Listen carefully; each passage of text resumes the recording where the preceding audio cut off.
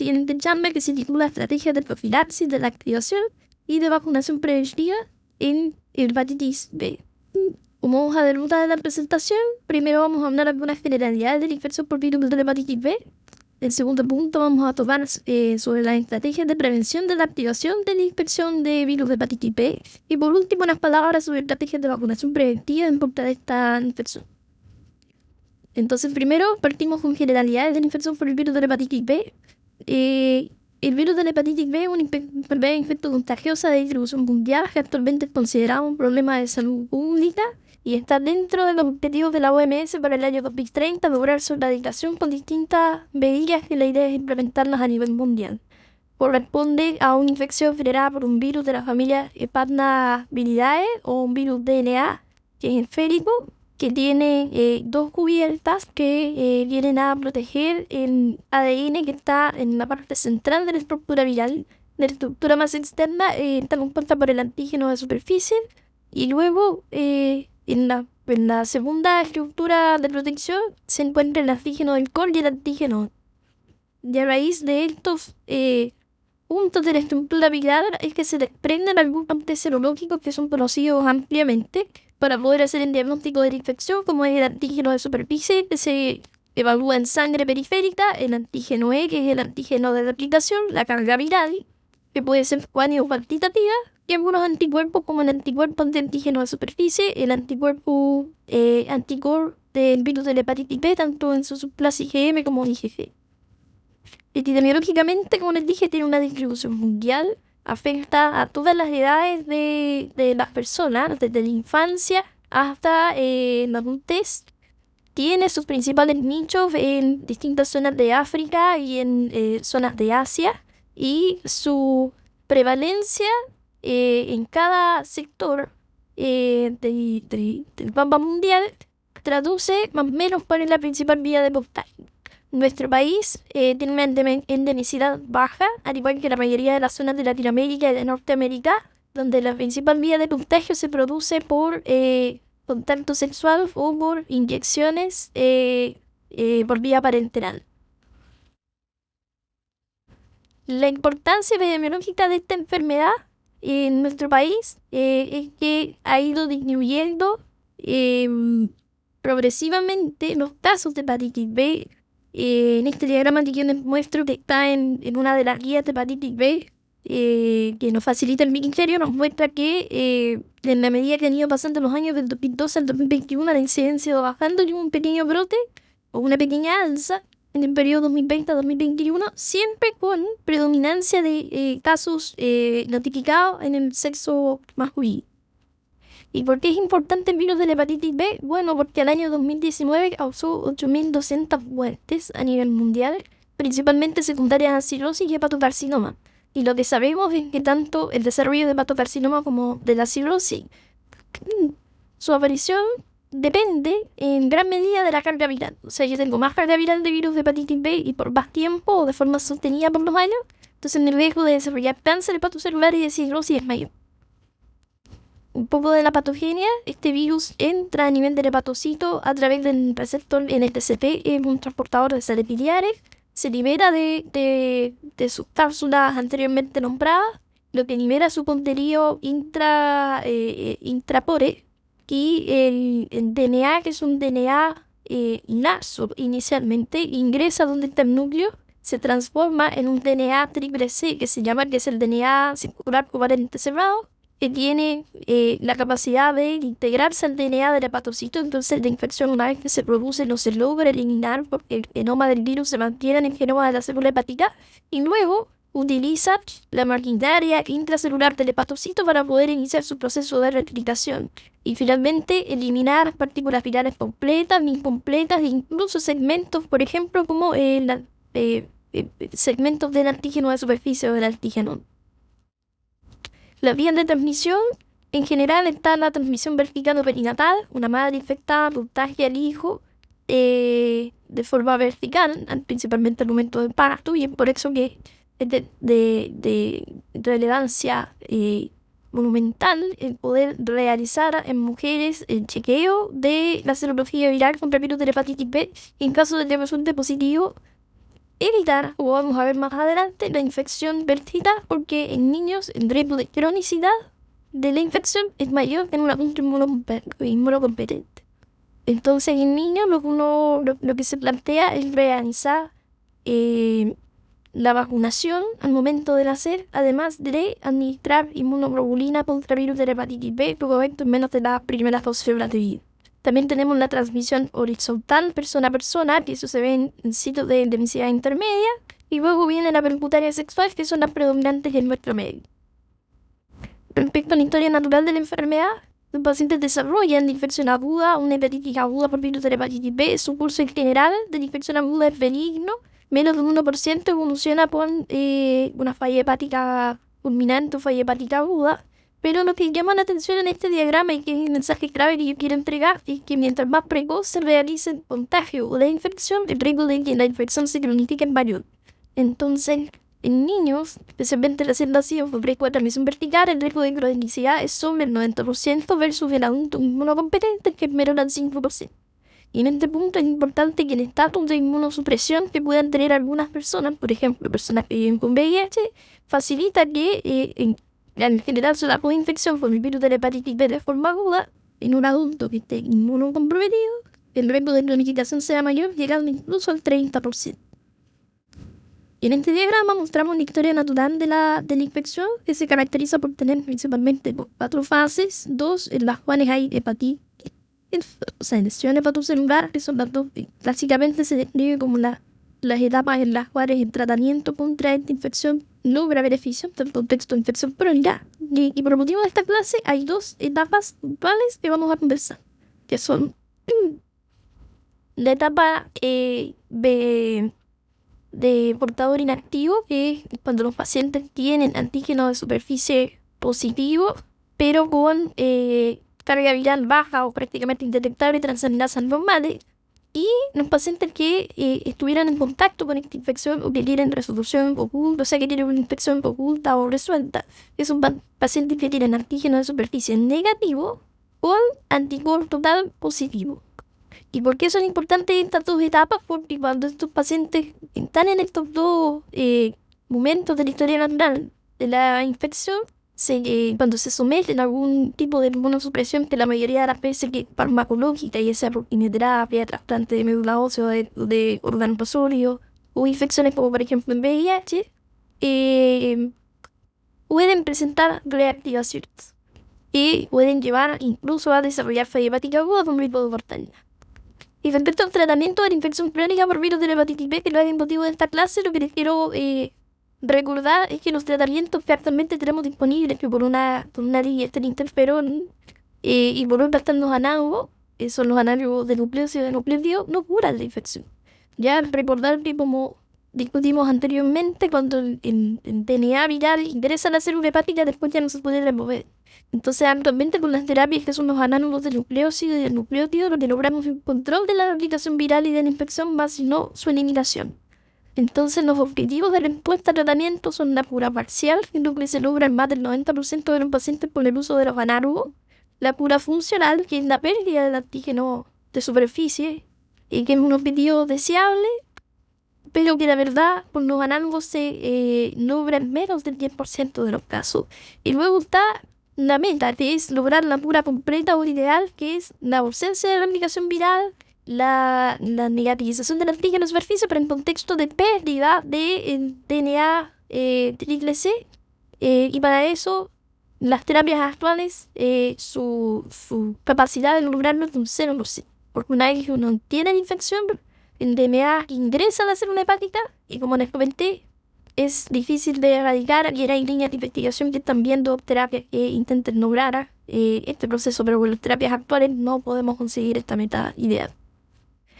El segundo punto, tenemos la estrategia de prevención de la activación de la infección por virus de la hepatitis B.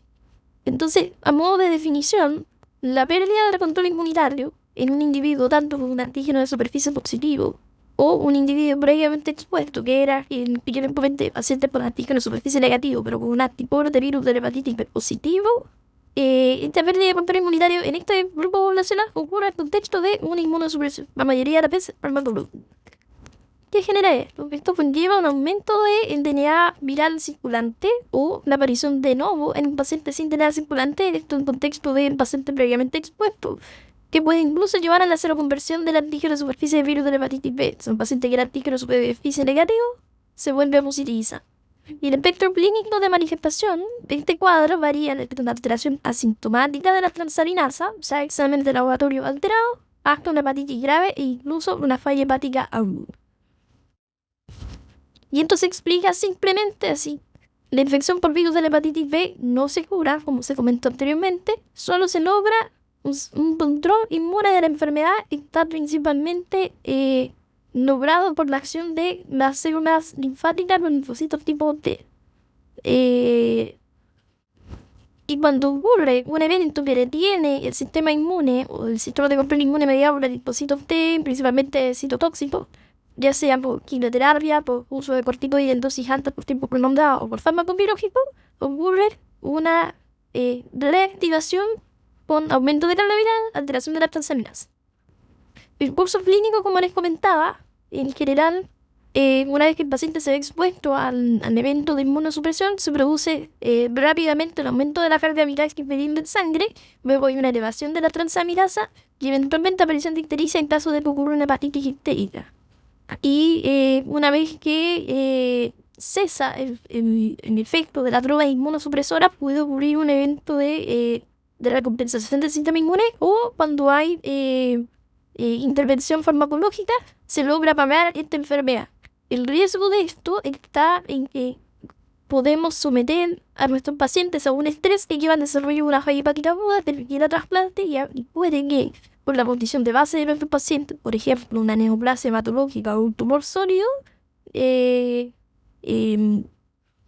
no sean candidatos a optar a trasplante en caso de cursar con una falla hepática aguda y terminar falleciendo. Entonces, ¿qué factores de riesgo se asocian a este proceso de reactivación de infección por virus de la hepatitis B? Acá nos vamos a derivar en algunas cosas farmacológicas. Lo principal, vamos a tocar los anti-TNF, que nosotros como gastroenterólogos nos vemos un poquito más expertos por la enfermedad inflamatoria intestinal. En este trabajo vemos que de 23 pacientes con antígeno de superficie del virus de la hepatitis B que fueron sometidos a terapia con infliximab, en 9 de ellos ocurrió reactivación del virus de la hepatitis B, mientras que en pacientes que tenían serología con antígeno de superficie negativo, pero anticuerpo total positivo, ocurrió un 0% de episodios de la activación. O sea, infliximab es un factor de riesgo, principalmente en grupos con pacientes que tengan antígeno de superficie positivo. Mientras que tienen neoplasia hematológica se comportan un poco distintos. Pacientes con antígeno de superficie positivo, su riesgo de reactivación con quimioterapia convencional llega hasta el 50%, que es muy elevado. Y cuando se agrega rituximab como fármaco en manejo de estas neoplasias hematológicas, el riesgo puede llegar hasta el 80%. Reportar que rituximab forma parte de su mecanismo de acción principal es lograr una desversión de las células B que producen anticuerpos. Y cuando los pacientes con neoplasia hematológica se someten a trasplante de células hematopoyéticas y que estos pacientes son antígenos de superficie positivo, el riesgo de reactivación supera el 50%. Por contraparte, pacientes con antígeno de superficie negativo con anticuerpo positivo, con quimioterapia convencional el riesgo existe, pero es menor hasta un 3%, cuando una pareja de rituximab puede subir hasta un 20%. Y en contexto de trasplante de células hematopoyéticas también bordea el 15-20%. Entonces sacamos como datos que las neoplasias hematológicas son entidades en las cuales uno siempre tiene que tener en la mano la serología de virus de la hepatitis B, en especial si que van a recibir dentro de su tratamiento trasplante o rituximab. Y es así como en el año 2025 la Asociación Americana de Gastroenterología publicó una guía de práctica clínica para prevención y tratamiento de la reactivación por virus de la hepatitis B en población de riesgo y nos da 4 recomendaciones. Es una guía fácil de leer y aquí resumo los puntos más importantes. La primera recomendación es que en individuos de alto riesgo, que vamos a ver quiénes son más adelante, se recomienda iniciar profilaxis antiviral por sobre monitorizar la aparición de la activación. Y recomiendan utilizar antivirales de alta barrera de resistencia e iniciar el uso del agente junto o antes de partir en la terapia inmunosupresora y mantenerla al menos por 6 meses posteriores a la suspensión y hasta 12 a 18 meses en pacientes que reciben, por ejemplo, rituximab. La segunda recomendación es que el individuo con riesgo moderado hay que iniciar profilaxis antiviral por sobremonitorizar. Aquí la calidad de evidencia es un poco menor, pero aún así recomienda en pacientes con riesgo moderado iniciar profilaxis antiviral.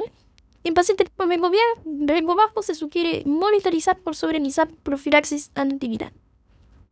Y la última recomendación, que yo creo que es una de las más importantes, es recordar testear con serologías completas, antígenos de superficie y antipor total como estudio básico a todos los pacientes que sean potencialmente candidatos para recibir terapia inmunosupresora para prevenir la reactivación de esta infección.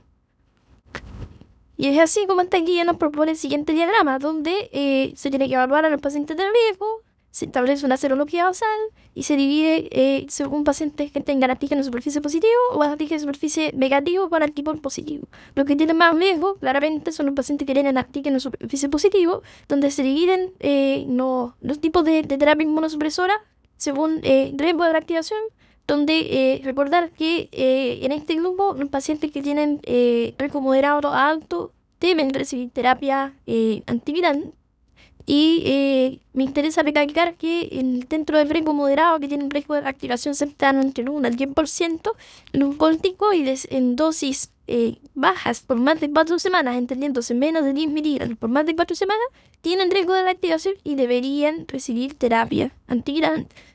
Y condiciones de mayor riesgo, como son el uso de rituximab, la terapia con CAR T-cells, el TACE en pacientes que tienen hepatocarcinoma, y pacientes que reciban corticoides en dosis intermedias o altas, que están descritas ahí por más de 4 semanas, también requieren terapia antiviral. Y los grupos de riesgo también se dividen de otra forma. En pacientes que tienen antipor positivo con antígeno de superficie negativo, porque su riesgo existe primero, donde los pacientes que tienen más riesgo son los que son sometidos a terapia depletiva de células B como rituximab, y los que tienen riesgo intermedio son los que reciben terapia corticoidal en dosis moderadas o altas por más de 4 semanas, y ambos grupos deberían recibir prevención de la activación con antiviral. ¿Y qué nos lo dicen las recomendaciones chilenas? Algo muy parecido.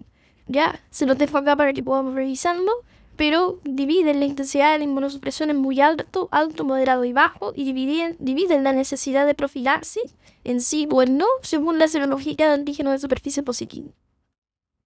Ahora, ¿por qué es tan importante el profilaxis y no optamos por tratamiento en caso de que haya una reactivación? Y eso principalmente porque en trabajos antiguos, en series de casos antiguos, se vio que hasta un 36% de los pacientes que cursaban con una reactivación de infección por virus de hepatitis B en contexto de inmunosupresión farmacológica o por trasplante, principalmente en pacientes con patología hematológica, podían morir.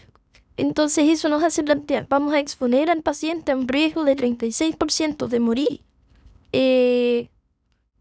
Yo creo que la respuesta es no. Entonces las guías actuales recomiendan prevenir con profilaxis farmacológica.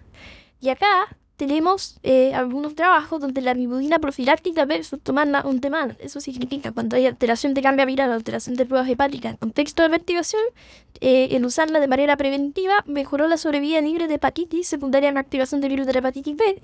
Y en otro trabajo, al comparar entecavir con la amibudina, atomizado por otro lado, se vio que los pacientes que recibían entecavir pero recibían la amibudina, entecavir no tenían eventos relacionados a infección por virus por reactivación de virus de la hepatitis B, no suspendía su tratamiento quimioterápico en caso de estar recibiéndolo, y no existía una diferencia entre los efectos adversos descritos tanto en entecavir como la amibudina. Entonces, ¿qué deberían usar? La guía de la AGA 2025 nos recomienda que tienen que ser análogos de nucleótidos con alta barrera genética para no desarrollar resistencia antiviral y que sean de alta potencia. Y estos son entecavir y tenofovir. Acá tenemos las recomendaciones de la guía NINSAL de manejo de la infección crónica del virus de la hepatitis B, donde salen las dosis, entecavir 0,5 o 1 miligramo al día, salen los efectos adversos y las poblaciones las cuales se puede utilizar, destacando que en embarazadas entecavir no debería utilizarse.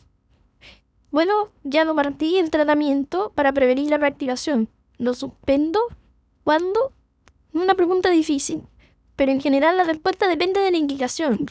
de si la terapia o el estado de inmunosupresión en la cual se va a someter mi paciente desacotado es permanente. Pero en general hay dos excelentes. El primero, pacientes que tienen enfermedad viral de virus de la hepatitis B basal sobre 2000, a ellos hay que mantenerlos como si fuera una infección crónica por virus de la hepatitis B. Y en pacientes que tengan carga viral basal bajo 2000, uno pudiese mantener la terapia 6 a 12 meses posterior al término de la terapia inmunosupresora, dependiendo nuevamente de la intensidad de la terapia inmunosupresora, teniendo especial importancia el uso de rituximab. Y por último, un par de diapositivas respecto a estrategias de vacunación preventiva contra el virus de la hepatitis B. Como les comenté al principio de la charla, la Organización Mundial de la Salud tiene como meta eliminar la hepatitis viral de aquí al año 2030, y para eso uno de los puntos, o el primer punto y de los más importantes, es reducir en un 90% las nuevas infecciones por virus de la hepatitis B y C. Y en ese contexto tenemos la vacuna de la hepatitis B como un punto trascendental. La vacuna se le puede ofrecer a distintas personas, a distintos grupos de riesgo que están descritos acá en la tabla, pero nuestro país goza desde el año 1990 de la vacuna obligatoria para el personal de salud. Desde el año 2005 se incluyó como vacuna obligatoria para los lactantes por el Programa Nacional de Inmunizaciones. Y en el año 2019 se indicó que la vacuna era obligatoria para todos los recién nacidos en las primeras 24 horas. Y con esto lo que se busca es que haya desarrollo de inmunidad duradera y que haya, en parte, disminución de la transmisión vertical, pero siempre asociado a manejo estándar de mujeres embarazadas con que son activas por virus de la hepatitis B, que es, como les comenté, con inmunoglobulina y vacunación en tiempos más acotados. Entonces, nuestro sistema de salud está con miras hacia la erradicación de esta infección viral en base a estrategias de vacunación poblacional desde la infancia. Y eso, de nuevo, es importante porque recalco nuevamente, si la infección ocurre en edad temprana, el riesgo de cronicidad es mayor, y si hay mayor riesgo de cronicidad, los pacientes desarrollan cirrosis y complicaciones poco pensen que terminan afectando mortalidad y además conjuntamente costos para el sistema de salud. Y abajo podemos ver cómo, para prevenir la transmisión vertical de hijos, hacia hijos con madre con antígeno superficie positivo, hay que combinar estrategias como vacunación al neonato más el uso de inmunoglobulina contra virus de la hepatitis B, o sea, profilaxis completa. El riesgo de transmisión vertical es entre un 5 y 10%, menor a 10% versus sobre un 90%, un 100% de transmisión si es que no hay tratamiento, y 90% de cronicidad o de desarrollo de cronicidad. Las vacunas disponibles en nuestro país actualmente están descritas acá en la diapositiva. Las dosis en adultos menores de 19 años son 10 microgramos, en sobre 20 años son 20 microgramos, está todo protocolizado. Y las posologías clásicas son a los 0, 1 y 6 meses. Y la efectividad logra esta vacuna una inmunogenicidad cercana al 90-95%, que esto se define como el desarrollo de anticuerpos antiantígenos de superficie con títulos sobre 10 miliunidades por ml. Ya terminando, una pregunta que siempre sale a la palestra: ¿vale la pena medir anticuerpos? Y la respuesta actual es que tras completar el esquema de vacunación de forma efectiva, un adulto inmunocompetente se considera protegido de por vida, independiente de los niveles. Entonces no habría que hacer control en todas las personas vacunadas inmunocompetentes porque existe un proceso de memoria inmune. Pero pacientes inmunodeprimidos, preceptores de trasplante de trasplante órgano sólido, precursores hematopoyéticos, pacientes con VIH o pacientes con enfermedad renal crónica, principalmente en diálisis, presentan caídas de los niveles de estos anticuerpos antiantígenos de superficie, por lo cual se recomienda en esta población la medición de los niveles, y si están bajo 10, que es el umbral de protección, indicar booster en caso necesario. Para terminar, les dejo un par de mensajes clave. El primero, que es necesario realizar screening, recordar antígenos de superficie y anticuerpos DANA a todos los pacientes que vayan o potencialmente puedan ser sometidos a una terapia inmunosupresora. Y recordar el énfasis en pacientes que vayan a recibir rituximab y en pacientes que vayan o que tengan serología positiva con antígenos de superficie positivo. Segundo punto, en el riesgo de reactivación de virus de la hepatitis B, el uso de profilaxis es superior al tratamiento en caso que exista una reactivación. Principalmente dado el riesgo de cuadro grave, entonces se recomienda utilizar antivirales de última generación y con alta barrera de resistencia al Montecavid y tenofovir. El objetivo de la erradicación de la hepatitis viral tiene un pilar fundamental en la vacunación, y en nuestro país se encuentra garantizada desde el nacimiento. y el control de los niveles séricos de anticuerpos ante-antígenos superficie depende caso a caso, pero en población inmunocompetente actualmente no se encuentra recomendado de rutina.